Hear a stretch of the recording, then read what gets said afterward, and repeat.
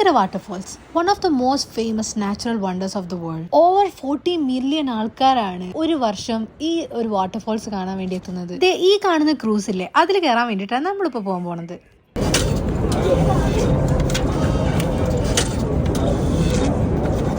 Ticket നമുക്കിങ്ങനെ സെൽഫായിട്ട് എടുക്കാം. അവിടെ വേറെ ബൂത്ത്സ് ഉണ്ട് കേട്ടോ. നമുക്ക് വേണമെങ്കിൽ അവിടെ പോയിട്ടും ടിക്കറ്റ്സ് എടുക്കാം. സ്കൂളിൽ പഠിക്കുന്ന സമയത്താണ് ഞാൻ ആദ്യമായിട്ട് നോട്ട്ബുക്കിന്റെ കവർ പേജിൽ ഈ നയാഗ്ര ഫാൾസ് കാണുന്നത്. ചില സമയത്തൊക്കെ ഈ നോട്ട്ബുക്ക് കവർ പേജുകൾ കാണുന്ന സമയത്ത് അതിന്റെ ഉള്ളിലേക്ക് പോകാൻ പറ്റിയിരുന്നെങ്കിൽ എനിക്ക് തോന്നാറുണ്ട്.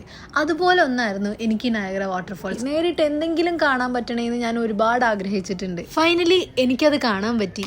അങ്ങനെ ഇതാ ഞങ്ങളിപ്പോൾ നയാഗ്ര സിറ്റി ക്രൂസിൽ കയറാൻ പോവാണ്. വിച്ച് മീൻസ് ഈ ക്രൂസ് നമ്മുടെ വാട്ടർഫാൾസിന്റെ തൊട്ടടുത്ത് വരെ കൊണ്ടുപോകും guys. I M so excited guys. അങ്ങനെ ഇതേ നമ്മൾ നടന്ന് നമുക്ക് ഇതേ ഇവർ ഈ കോട്ടൊക്കെ തരും. എന്നിട്ട് ഇവർ നമ്മളിതാ ക്രൂസിൽ കയറാൻ പോവാണ്. അപ്പൊ എല്ലാവരും ഇങ്ങനെ ലൈനപ്പായി റെഡി ആയിട്ട് നിൽക്കുക. ഒരു റൗണ്ട് കഴിഞ്ഞ് ക്രൂസിൽ നിന്ന് ആൾക്കാരെ ഇറങ്ങിക്കൊണ്ടിരിക്കുകയാണ്. ഇനി അടുത്തത് നമ്മൾ പോകും. You can see that excitement on my face. കാരണം ഞാൻ അത് കുഞ്ഞിലെ തൊട്ട് ഒരുപാട് ആഗ്രഹിച്ച കാര്യമാണ്. ചിലപ്പോൾ ഇത് കാണുന്നവർക്ക് it's not a big deal, പക്ഷെ എനിക്കത് വളരെ ക്ലോസ് ടു മൈ ഹാർട്ടാണ്.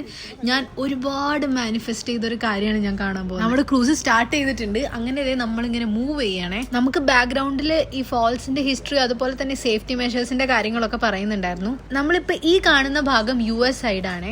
ഒരു ആഡ് ഓൺ ഗിഫ്റ്റ് എന്ന് പറഞ്ഞ പോലെ ആണെന്ന് തോന്നുന്നു. ഇതേ ഒരു റെയിൻബോ എന്തോ ഭംഗിയായിരുന്നതെന്ന് കാണാനെന്നറിയോ.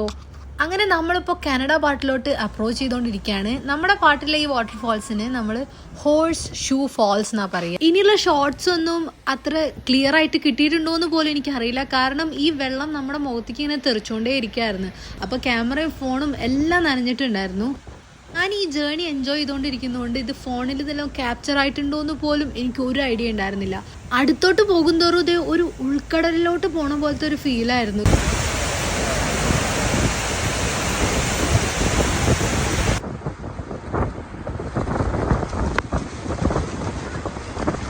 അങ്ങനെ നമ്മുടെ ടൂർ ഓൾമോസ്റ്റ് കഴിഞ്ഞു. അതേ നമ്മൾ തിരിച്ച് വന്നുകൊണ്ടിരിക്കുകയാണേ.